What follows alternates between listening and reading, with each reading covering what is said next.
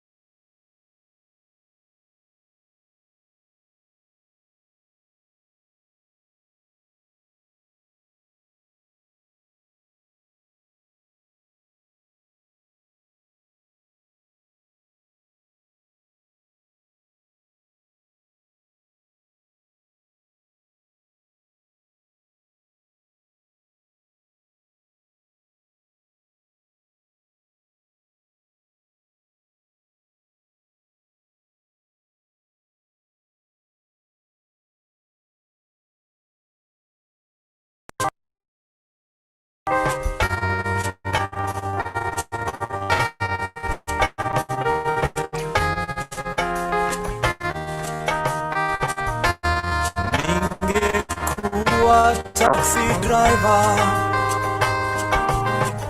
ningekupa lifti kila mara, ningekuwa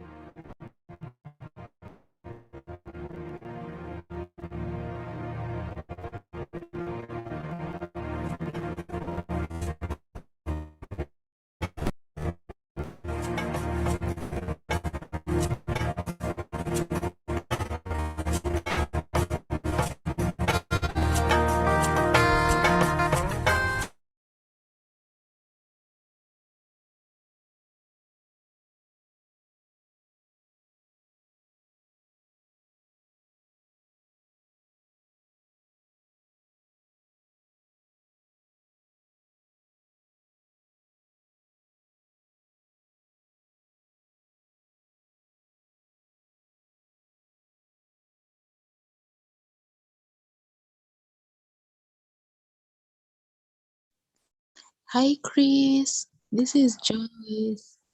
Rod was here a while ago. I don't know if he's back.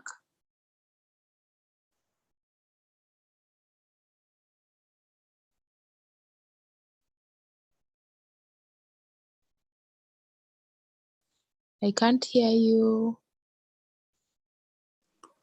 Can you hear me now? Yes, now I can hear you. Oh, and can you see me at all? Yes, I can. Though the lighting is very bad, eh? No, but it's Yeah. still a good silhouette-ish. Yeah, there's no electricity here. I haven't had electricity through the day. It's doing disco dancing. So that's why I'm in the dark. We can see that. Yeah. We will manage. Mm. So I'm hoping also that my phone doesn't run out of charge in the In fact, Chris, can you hear me? Yeah, I can hear you. Suggesting you can switch off your camera mode. Okay. To try and save on batteries, yeah? So I can, Ellah is here, but I'd like to play your song. I'd like to play your song before the show starts. Okay.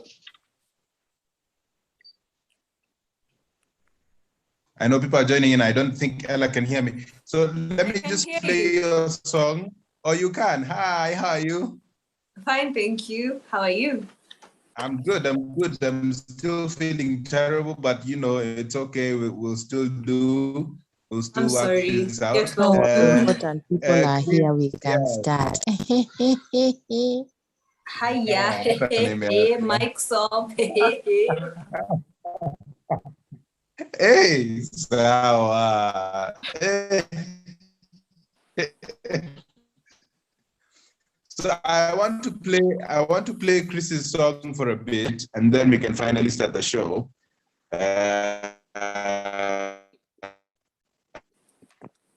Rodrigo, I'm not sure if it's just me, but you're lagging. There's a lag on your end.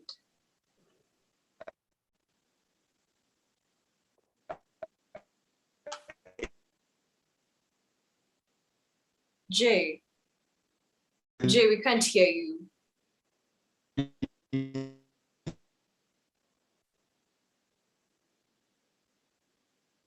Okay, can anyone else hear me? Yeah, I can hear you. Okay, so it's his internet that has a problem. Okay, so bless him. Karibuni sana. It's so lovely to see you here today. Mambo, Chris. Poa kabisa. I hear you're having a bit of a power issue. Yeah. We've been in the dark all day. Oh, I'm sorry. Yeah, Does your phone have enough juice to last 30 minutes? Well, I hope so. It's at like 62%. So okay, that sounds good enough. Sawa. Zile za kutoka Rodrigo 62 wanted to to 0 in 2 play. seconds. Yeah, guys. Okay. Let me just start with the house rules. When the session is going on, everyone's required to have their mics off so we don't have this kind of interference, you know.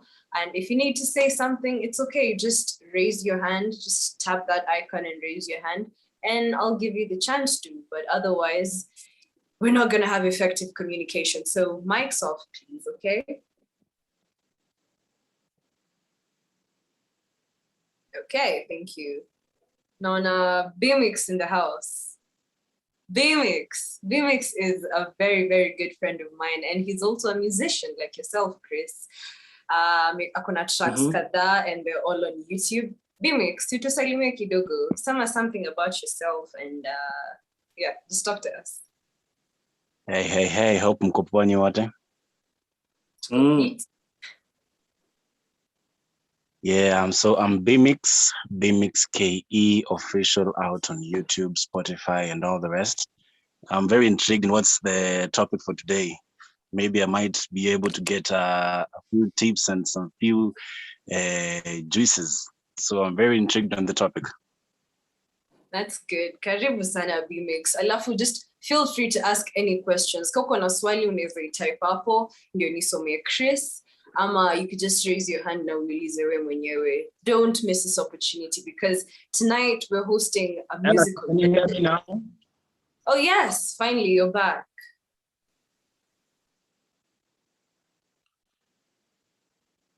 Rodrigo. Julius, Mr. Julius. Tutatupa hiyo internet yako sasa. I think he's still trying to connect, but in the meantime, nilikuwa nasema that you guys are encouraged to ask questions because it's not every day you get to be in the presence of a musical legend like Chris. So take advantage of that. And while Rodrigo is still trying to fix his internet, alikuwa anataka kutuchezea ngoma moja ya Chris before tuanze.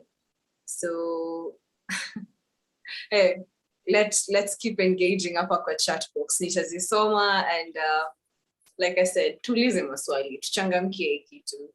Joyce, you're always here, mami. Na hujai tusalimia. Tusalimie kidogo.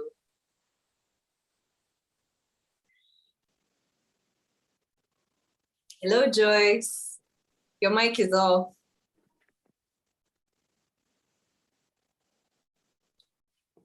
Joyce or Joey? Okay. Is there... Hi, sorry, Ella. How are you? There she is. We're fine, thank you. Mambo? Oh, I was here at saa 1:19. Hey! I was Nini ndo cleaning wale the mwenye room. hawezi chelewa. Yeah, but Since I you're do want very to miss excited this for because tonight's I'm session. also a recording artist.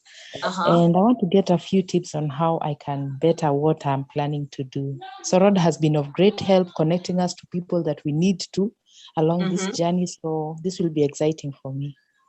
Okay, if you have any specific questions about how you'd like to better your art, unaweza zitype hapo ndio tupate enough time for Chris to answer them. Nasikia kwake hakuna stima, so simu yake inaweza go off anytime. So take advantage before apote.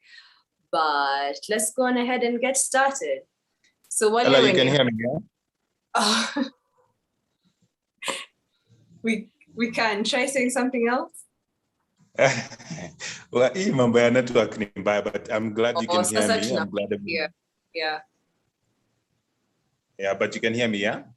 Yes. Okay, good. So I know you're about to start the show. This is just to say, yeah, that I wanted to play Chris's song, but we can't because, you know, time is going and I know guys will have questions. So yeah, we can begin the show and just welcome everyone else, including on YouTube as well. So yeah. Karibuni sana to my guys who are tuning in from YouTube. I'm very grateful, Mazi. And also you, my Zoom people. But kama kawaida, see, mnajua vile huwa tunafanya mambo hapa. Q&A, that's what, today by the way, it's mostly about you guys. Mnajua mimi si musician. So I'm not doing this for me. I'm not really gaining anything from, well, I am, but it's mostly for you musical artists when you mko kwa hii platform. So take advantage of that. Kwa hivyo, for those who do not know him, tonight's guest is Chris Adwar. And Chris Adwar, like I've said, this is like the 7th time. He is a musical legend. He's a songwriter, he's a singer, performer.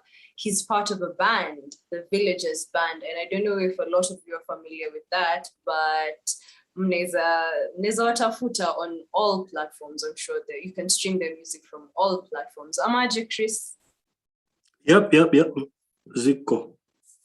Yeah, alafu Chris pia anakuanga, he's a film scorer, anafanyanga scoring for film. My filmmakers in the building, simnajua ndo wenye wanatengezanga soundtracks za ngoma, they're responsible for all of that. So today we're going to be talking about film, music in the Kenyan industry, both film, music, music itself, and also theater. So, Chris was part of Tusker Project fame, and he was also part of Airtel Trace and Coke Studio. Basically, he's been involved in all the big musical shows that we've had here in Kenya and East Africa. Respecting him, Sana. And Chris, let me just jump into the first question. Man, there's so much to talk about. I don't even know where to start. Music plays such an important role in society.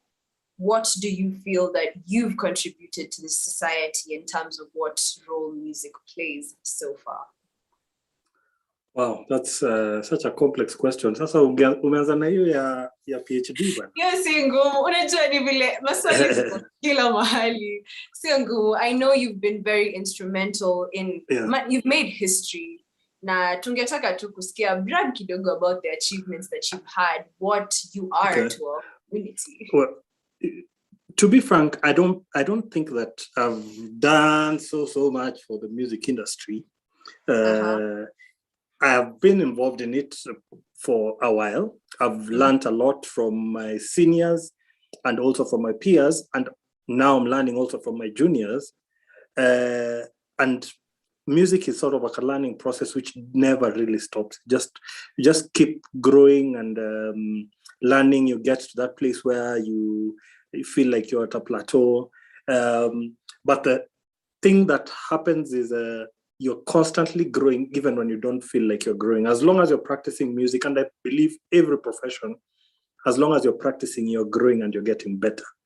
And that's how I take music as well. As far as contribution to the music scene in Kenya, I think a lot of my songs have sort of been in the area of love, so to speak. So I've written a lot of love songs and songs that just generally highlight the issues, the joys and the sorrows of social life, social and romantic life, as I see it in Kenya. But also, aside from that, I've also written a lot of songs that I sang in church in your regular praise and worship. And that, I believe, is the place where I'm at currently, as far as my convictions and my faith stand. I believe that God is calling me into doing more of that music that can be used in a worship setting. I've never really considered myself as a gospel artist or as a secular artist per se. I've always thought of myself as just a musician, but I prefer to identify myself right now as a worshiper. So still sort of trying to maneuver, trying to figure out how that is going to go.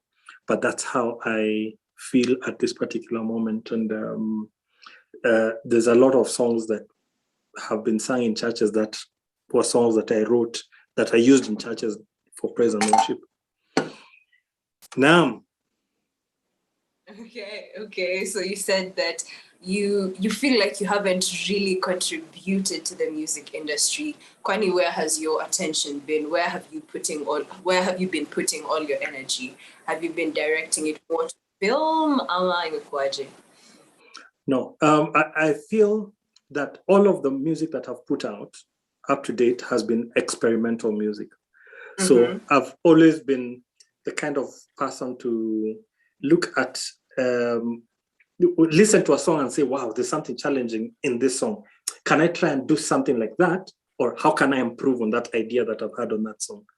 So I do that and I put it out to just sort of get an idea of how people feel. And that's every single song, from Kenchik to Nimetafuta, to All Creation, to Be Your Fool, to Someday. All those are experimental songs, which I was sort of like saying, okay, let's see how this is going to sound, and let's see how people are going to react to it. So because of that, I feel like I'm very fortunate and blessed to have had my experimental work received well. So there's a current sound that of music that that you hear. It's like every new song that's coming out now is called rumba something. So now when I listen to that music, I can already see the contribution that I have had to the music industry as far as my peers of this generation are concerned. In 2010, we started creating a genre of music which we called Bengenge. The idea behind Bengenge was to fuse whatever music, R&B, pop, rock, whatever, but fuse it with a Kenyan sound, which is Benga. And our interpretation of Benga was Sukus, or Lingala, or what you'd call it, which is now being called also Rumba. Yeah. So in the fusing of our music, and the first album we did of that genre is called Bengenge, of the Villagers Band. And the music that was in there was house music with these elements of Seben or Sukus Lingala. And the idea was whatever music that we play has to have that guitar that brings you back home.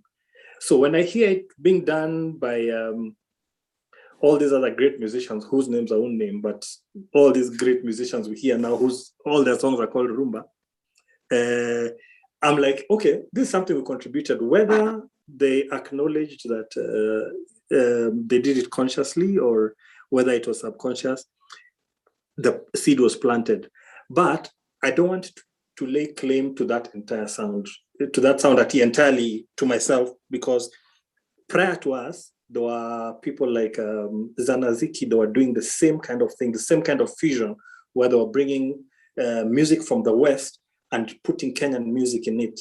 It's just that us now, when we started doing the same thing, I in my mind, I wasn't thinking about Zanaziki, but later on when the work was completed, I was like, okay, let me listen to what Zanaziki used to do, because I think there was something like that they were doing. So this fusion thing started from way, way back. And I'm glad to see that now people are fusing trap with rumba. I just wish that, I just wish that more people would embrace different genres and fuse it with rumba, which I think has also more or less been happening. Because when I got into music production, it was, you go into the studio, you program your track, sing on it, release it. Don't call in a guitarist. But now every song, if it's to be considered a good song, you have to have Benjamin Kabaseke play guitar over there for it to sound like, yes, this is our stuff. And I hear it even in Nigerian music, and I hear it in TZ music.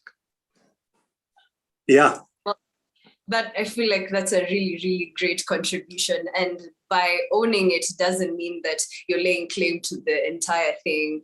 Be proud of it. I feel like that's something that artists should be encouraged to do, to be proud of their work, because it's not like you're saying that you're better than others, Nah, it's just being proud of your work, and that in itself helps you become a better artist. Now, I'm sure that every artist in this platform tonight is trying to get tips on how to better their craft, how to become better than just the average Kenyan artist.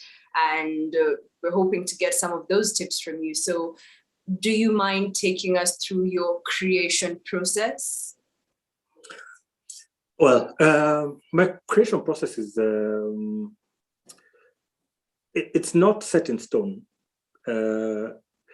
Every song for me takes a different approach. So it has a different foundation every time. So sometimes I'll sit down at the keyboard and play a chord or a series of chords, and I'm like, oh, okay, this could make a song. And then I put a rhythm to it, and then now I bring in the lyrical idea and the melodic idea. Sometimes I'm just walking somewhere and get an idea in my head, and I'll sing it into my phone, then come back and deal with it later on. But I hardly ever sit down and start a song from the beginning till the end. I like to compose a song, an idea, and then take a break and come back and listen to it later on and see whether it sticks. If it sticks, then I'm like, okay, I'm onto something. Then now I begin to build it from there. And when I'm writing in the studio, at least for my songs, I never sit down with a book and write all the lyrics, and I'm like, okay, so here is what I'm going to sing at this particular point. I normally just put on my computer and I sing the first line. If I like how the first line sounds, I sing the second line. So I sort of make it up as I go. And then once I have something that's solid, inevitably I will hit a roadblock. When I hit a roadblock, then I go back and I copy my lyrics down and read them and see if they make sense. Then even if they don't make sense, I try to figure out what can I add to make them make sense. What can I add to or remove to help the melody or help the lyric. And it's just always a process of a little give and take, a little give and take here and there. Sometimes I also like to have other musicians come in. So now, like, I'd have a song which I feel like it's a well-written song. Then I bring in a guitarist, and when the guitarist plays, I feel like I could change something here and there. So then I go back and do those little tweaks, and then I'm done with the song. Now, I haven't released my own music in a number of years. And the reason for that is because sometimes I really like how the music sounds. Then the following day I come back and listen to it, and it just sounds like complete nonsense. Then the following day I like it. Then the following day I'm like, yeah, okay. I think that's the plight of every artist. It goes even for actors, basically the same. You do something and then you look at it like, then you're proud of it, and then so I guess you. Yeah, so I think maybe what I need, and I think what every artist needs, is that person that will take your song out of your hands and release it. So I think that's a very, very important step, because there's a lot of artists that are releasing stuff that is not ready. So when you have somebody who tells you, no, that song bad or haijaingia, so you need to gather other ideas and put them so that the song works. Or that same person can come and tell you, the song sounds good, it's completable, send it to me, and you send it to them, and before you know it's on radio. Now, when you have that person, and that person could be called a manager or an artist and repertoire representative, just generally somebody who does that stuff, you're a publicist. But it's really nice when it's somebody who is close to you, who knows you, who can just take your stuff and say, let's tour this kind of thing and let people experience it, because you hardly ever know how people will experience something, how people will experience your art until the art is out there. And then also something that I think is good about that is that if it flops, you have someone to blame. Yeah, that you do. So I think, well, every artist has their own process of creation. So thanks for sharing yours with us. And then now, allow me to read a question from Victor. It's Victor. Victor is curious about your scoring in films. He asks how he'd like to know how you found yourself in it and how demanding is scoring for films, and what do you do to ensure that they remain relevant over time? Okay, so the score of a film will only remain relevant as long as the film is relevant. Now, if it's a good film, people will watch it 20 years later and come back and say, oh, there was something that was done over there that was just a work of pure genius. And sometimes there's a lot of flukes that go with it. Now, when I look at our film industry here, our film industry is very young. How I found myself in scoring was by chance. What had happened was there was a company called Sisimka. So Sisimka did a movie called Benta, which I believe you can find on like in a Showmax. It wasn't actually a very, very good movie. However, it was the first of its kind. Yeah. So first of its kind in what way? It was the first Kenyan movie. I mean, a Kenyan movie of no, it wasn't the first Kenyan movie, but then first locally made, as nothing of no funding from outside. It was just an entirely Kenyan crew, just friends working together to make a movie. Okay. Yeah. So the story was written by Kajet and Boy, and it was directed by Mary Migwi, and it was starring Janet Kirina and Dan Number 8. So the project had gone to Rainmaker. The Rainmaker, it was called Enkare then, that's Eric Wainana studio. And at that time I was doing some work with them, and so it was sort of thrown at me, and I was like, okay, yeah, let's do it. Besides, I knew the Sisimka guys, so I was like, let me give it a try. And the idea behind scoring is you make music to fit the mood of the story, of what the picture is telling you. So it's not that you make music you like. You make music to fit to help in telling the story. So coming from that point of view, after making all these songs that were real songs, it was a little bit of a cut change. And then again, when you're scoring for film, you have a timeline which is 1 hour, 30 minutes maybe, rather than a song which is 3 minutes. So you have to sort of tell your story within this 1 hour, 30 minutes, without being overbearing, without taking away from the picture. Because a good score doesn't make me lose focus on the picture. It makes it sort of draws me into the picture more than drawing my ear to the score. Yeah. So you'll find that if somebody asks you to sing one line from a movie like Master and Commander, I don't know if any of you watch Master and Commander. Master and Commander was a movie starring Russell Crowe. I'm a musician. I can't remember a single line of the music. However, when I'm watching it, the music is telling the story, and without the music, the picture is just flat. It's really not going to make too much sense. Yes. So when I'm scoring, those are the kind of things that I think about, and I'm like, okay, I need to be a composer now. And sometimes the music doesn't even make sense as far as musicality is concerned. It's just, is it telling the feeling?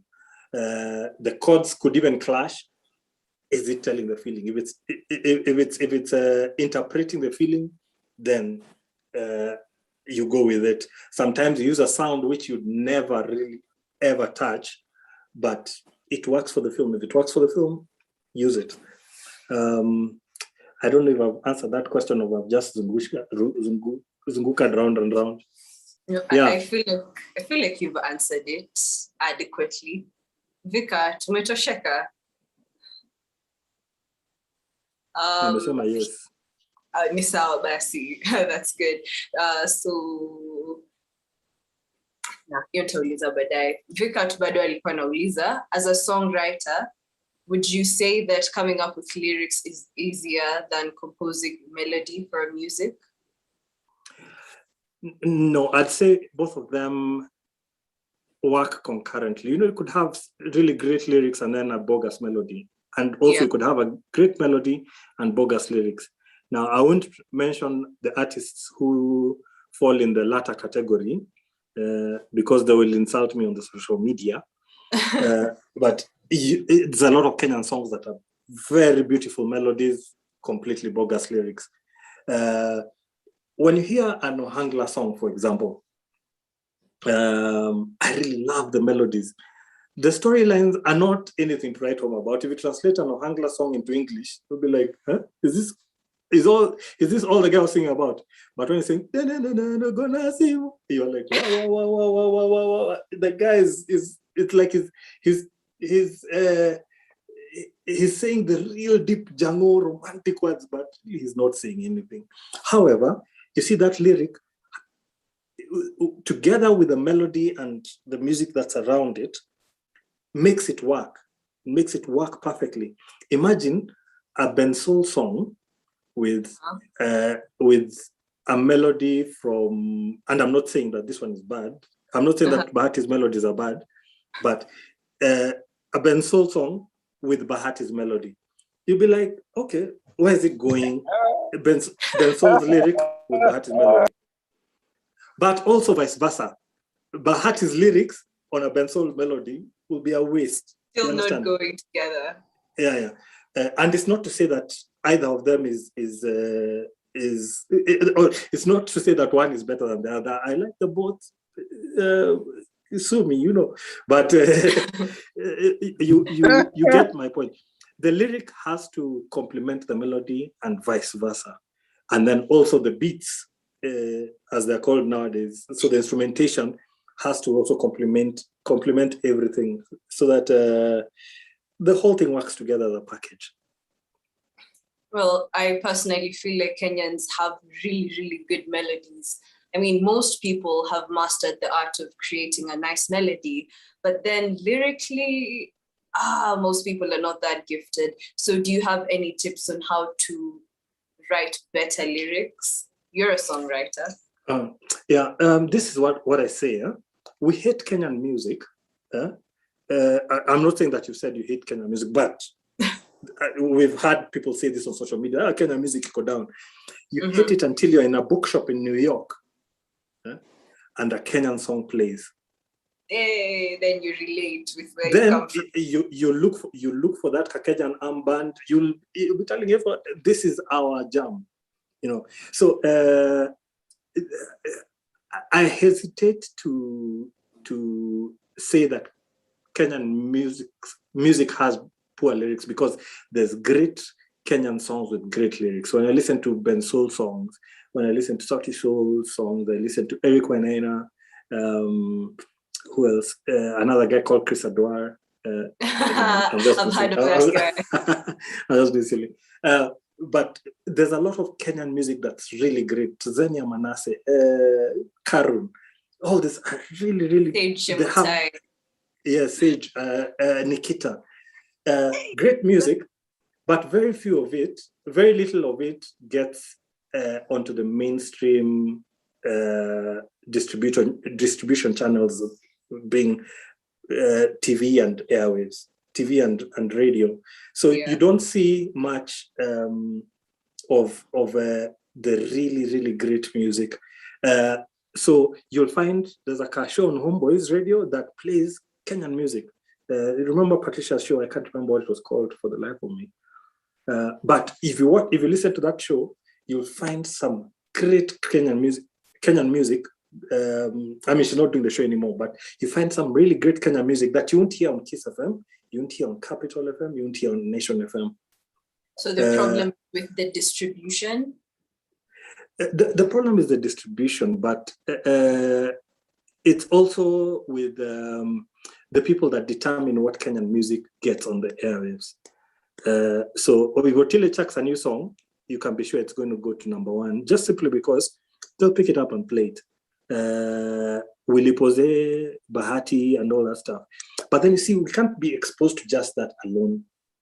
Mm-hmm. We have to be exposed to everything else. Now, if the programs controllers of radio stations, I think they're the ones who select the music or approve the music to be played, if they were objective and opened up their minds to receiving other Kenyan music. Do you know, even Ken Maria's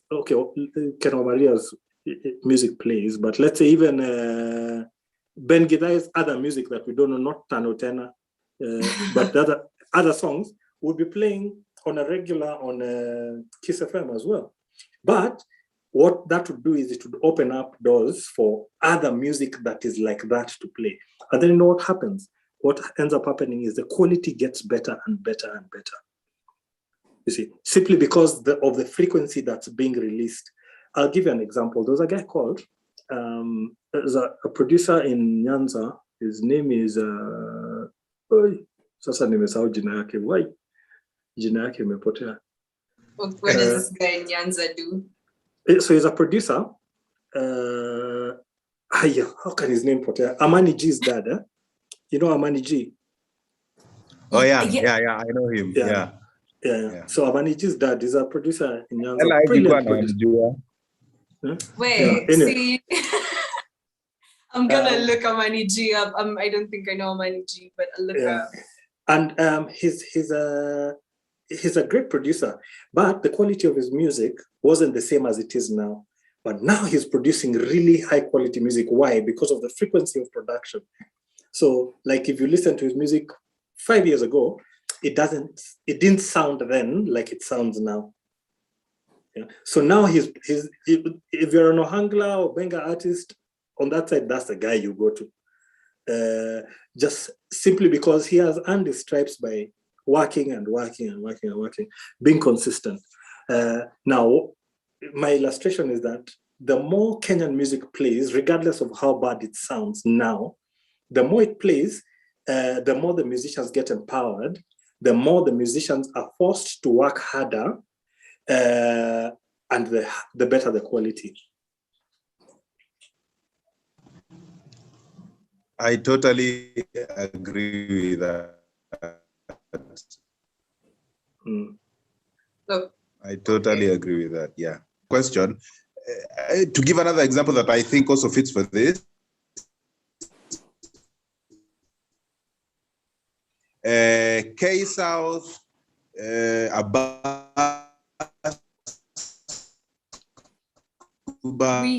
You're not clear, Rodrigo. Net inapotea tena.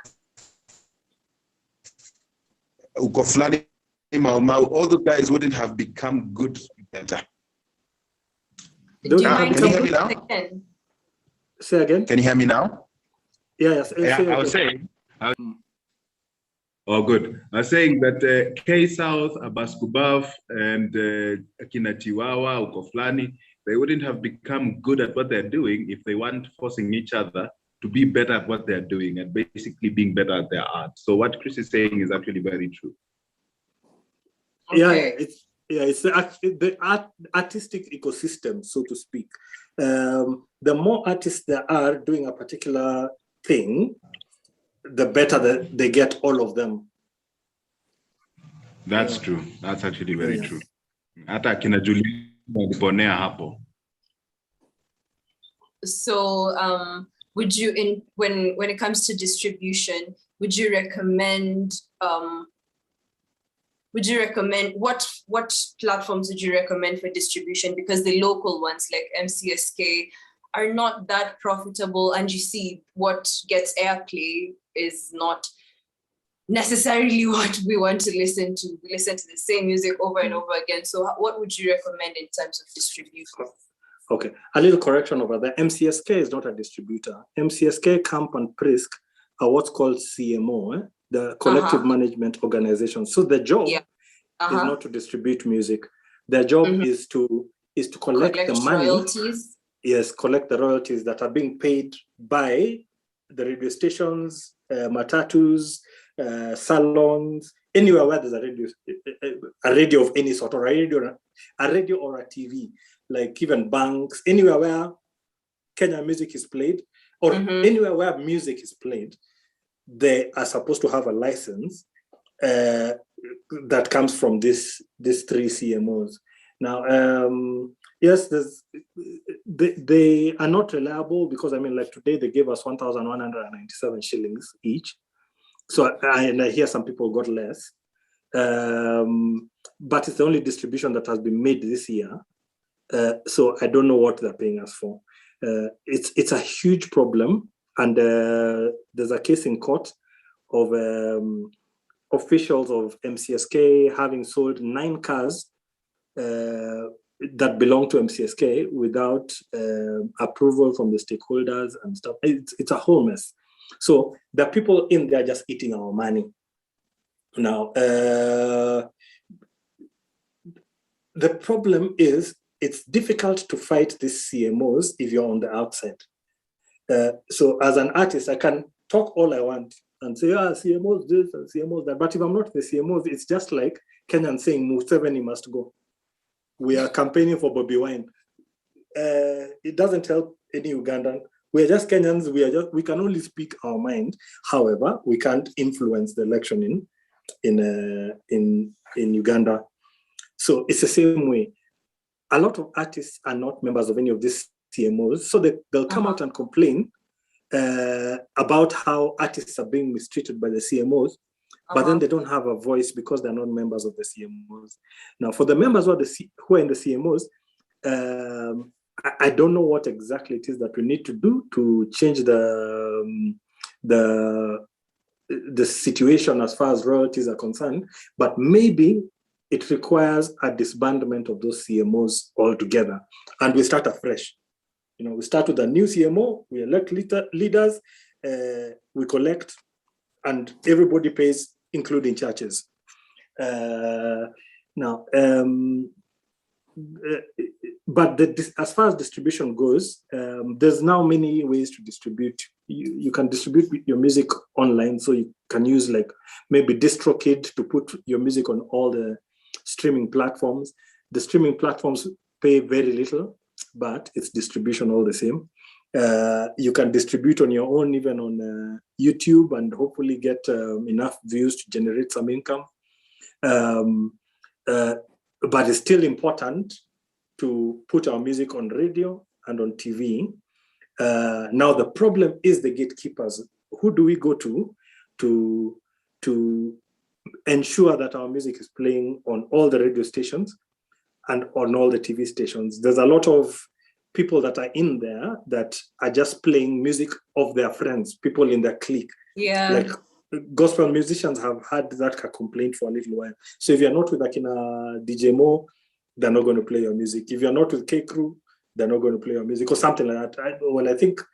I'm just using those as examples because they're the names I can come to that are coming to my mind. Akina Genius Entertainment, because those are the ones that I can think about. Okay. But if musicians could find a way to just sort of take the reins and bring these guys to task, tell them, okay, let's sit down. So if you're gospel musicians, then what we're doing is we're all in ministry. So there's no partiality in ministry. Can you just play all our music?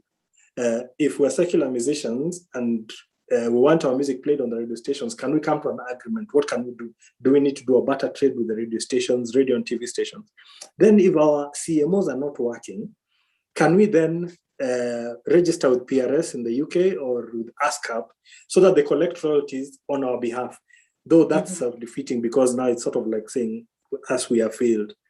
Incidentally, I believe our CMO system is a little stronger than what they have in like Nigeria. And I know in Uganda it's non-existent. And it's a, what do they call it? The royalty system, the copyright system, we have a very solid model. However, our problem here in Kenya is that if you break a law, if you break a small law and you have little chums, you're in trouble, you'll align committee. But if you break a big law and you have a lot of money, you're all right. So what happens the system. Yeah. So in the system, people are stealing artists millions.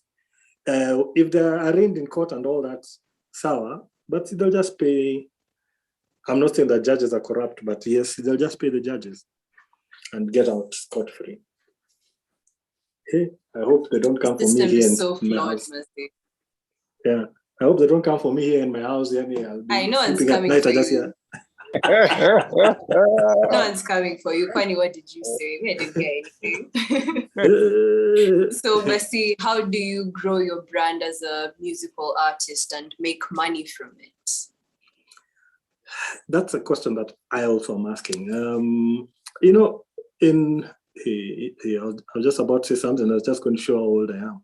In my time, it was a lot easier. The channels were a lot fewer. So it was easy. You can put out a song and walk into any station, and because they know you, they're going to pick up your music and play. And then all you need is one picture once a month, and you know. But now you have to take pictures every day. You have to post stuff on social media. You need to have TikTok. You need to have all these branding tools. It's a curse, but it's also a blessing at the same time. In that anybody can become anything. I mean, there are people that make a living from eating in kibandas. So musicians, we have so many tools that we can use now to build our brands. And here now I'm lecturing myself as well. Our problem is that we are too shy, because we are like, hey, Maze, am I going to start doing TikTok videos and doing those Kelvin Ikwara things on TikTok? I'm not going to do that stuff, you know, because it feels like I've degraded myself to a certain level, which, you know, and it's not to say that Akina Azia, they're inferior to us, but those guys need our music to dance to, yeah? Why can't we, or rather, maybe what we also need is to make our music and then dance to it ourselves, and then lead by example. Lead by example, and it's the hardest thing to do, and that's why we need that friend. Remember the friend I told you who just takes our music and puts it out there? We need that person to come and film me as I'm snoring. Nimelala kwa couch, nimeshindwa kuzima Netflix, and ni film na snore, anaweka kwa TikTok na jam, lakini na trend. You understand? Yeah. Yeah. So and I'm not saying that that's a particular thing we need to do, but it's just those things which sometimes to us they look like the foolishness, to the people that will consume that material. Because, like, for example, now, Snoop Dogg will post things. He'll post a video of himself smoking weed, or so that we're not promoting weed. He's seated there talking with Diamond. Diamond is just saying, yeah, yes. The thing is posted. How many million views? 20 million views. Uko. You see, that is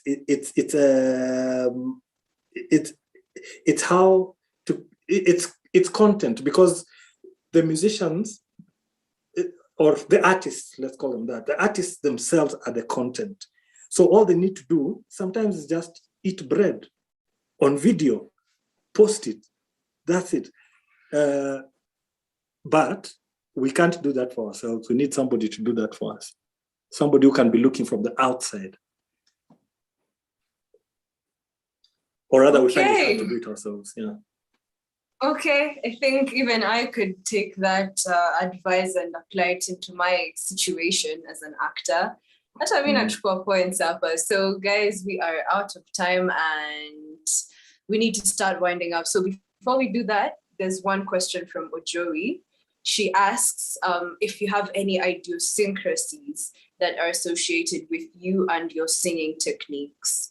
Do you have any of those? And can you sample any good or bad examples in the industry to help us know how to work around it? Yeah, I know English, but not that many words. What does idiosyncrasy mean? Like any peculiarities, like any abnormalities with how you sing. Because she's giving an example here. She says she has a friend that sings with a slur every single time. So is there something about you or anyone in the industry? And I think basically she just wants to know how to deal with these peculiarities that may be associated with singing techniques. Yeah, okay. I see. Now I know what idiosyncrasies means. I've written it down.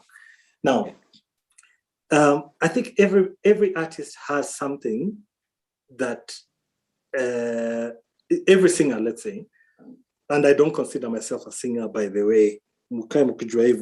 I sing out of necessity. But Google calls you a singer. Oh, yeah. Google calls me whatever it wants to call me. Yeah, you Google you. So anyway, I think every singer has things about them, about their singing that maybe they don't even like, but things that set them apart. I'll give you an example. Atemi has a very husky voice. She can sing and sing and sing, but you also know she has a lisp. It's not apparent, it's not a very clear lisp, but it's there. It's there. She'll say an S and there's a slight lisp to it. Yeah. Ngoja kidogo. Hebu tuambie lisp ni nini? Tuambie lisp ni nini? Hata sisi kizungu inaweza kuwa imetupita kidogo. Lisp ni ile ABN. Ama Mike Tyson. Ama nani Moji Shot Baba? Yes. Ulimi nzito instead of badala ya kusema unasema. Yeah. Oh, sawa. Like kama Mike Tyson. So ni vile nimetumia kizungu mingi ni sawa. Yeah. Idiosyncratic na mix na lisp. So what was I saying? Yeah, so you find that she has that thing, but she doesn't let that hinder her performance. In fact, I'm sure she didn't even think about it. Now, me, I know that I have a heavy voice. I wish my voice was thin and smooth, like who's now? Ben Sol or Steph Capella. You know, I wish my voice was, or what's the guy's name? Like the guy who sings in Django in Rumba Japan. What's his name? This name's disappearing. Man. Anyway, I wish that my voice was clear like that. So what I find is that in the studio, I have to EQ my voice. I have to put a little bit more treble just to make it come through a little cleaner, but still I can feel the weight in my voice. But, and rather than bad, and that is one of the things that makes me come back and listen to my song sometimes, and I'm like, no, I don't like how I sound on that. So I end up redoing the vocal, but the thing is still in my voice. So I think that's my idiosyncrasy, that word. Yeah, so I think for any artist, embracing that thing, that could make it the thing that sets them apart from everyone else. I'm sure the mumble rappers tried very hard to rap clear, but all they could do was just that mumbling stuff that they did. Yeah. So I think that answers it. And Maze, we have to end the session, guys. Thank you so much for being so engaging. Nime-enjoy kwa hii session na nyinyi. Chris, kuna kitu yenye umekuwa ukiwork on, anything that we should be looking out for? Yes, I have a new song that I'm working on. It's called Usinisahau. But then now my problem is that, Mbona sijauliza kuhusu nini? Tunataka kujua history ya someday vile ilikuja. But anaweza jibu hiyo kwanza. Sawa. Okay. Okay, so I'm working on a song called Usinisahau and a few other songs as well. Usinisahau is sort of like a hybrid gospel song plus song. So it's not a gospel song in that it's not preaching. It's just it's a prayer. Yeah. So I don't know how it's going to come out. I've finished recording it. I've shot a rough video, which I'm a little afraid of letting anybody see. I shot it myself in my little house. So anyway, there's that. And then Someday, when I wrote Someday, I was writing it as a 2-minute song. I'd been listening to a guy called Bob Dylan. And some of Bob Dylan's songs are so, all the songs are beautiful, but then there's some that are just something else. And the song is like 1 minute long or 1.5 minutes long. So I was just like, man, hey. Yani as in, the song ends like this, you're just like, let me imagine it, like that. So as I was writing Someday, I wrote the first verse and the chorus, and that was to be the end of the song. Then TPF had just ended, TPF 1, and Valerie Kimani was going into the studio, and one of the studios she was recording at was Homeboys. I think most of her album was recorded at Homeboys. So I was called in for one of the sessions because I'd just done Sema's work. I'd just done Sema's album. Well, a few songs for Sema. So I went in and I was to play them a few songs. So I played them some songs, including Someday. So Valerie really liked Someday, but she asked me if I can make it jazzier. So I was like, let me go and look at it and figure out what to do with it. So when I went home, I was like, no. This song shouldn't be jazzy. So I left it. So when Atemi's album came about, the same thing happened. I was called into the studio and I played some songs for her. And she liked Sokoni Mjini. There's another song called Color of Your Love. And I can't remember what the third one was. But then I played Someday and she's like, this is the song we'll start with. And she told me, we'll do it as a duet. I was like, maybe you'd sing it with Eric as a duet, with Eric Wanaina. It's like, no, you sing it with you.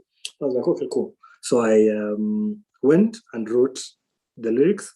Of course, the first verse is obviously a male part. So I was to sing the first verse. I wrote a lyric for the second verse, bridge, and third verse. And went to the studio, we recorded it. We liked how it sounded. Yeah, there you go.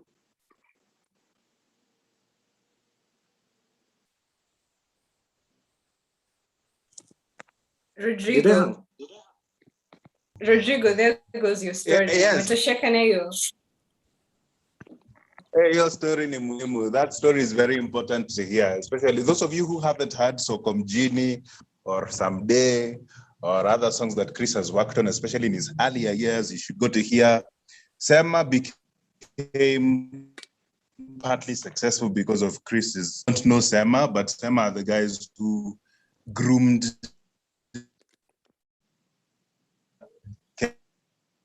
Kevin and Sanai Peitande.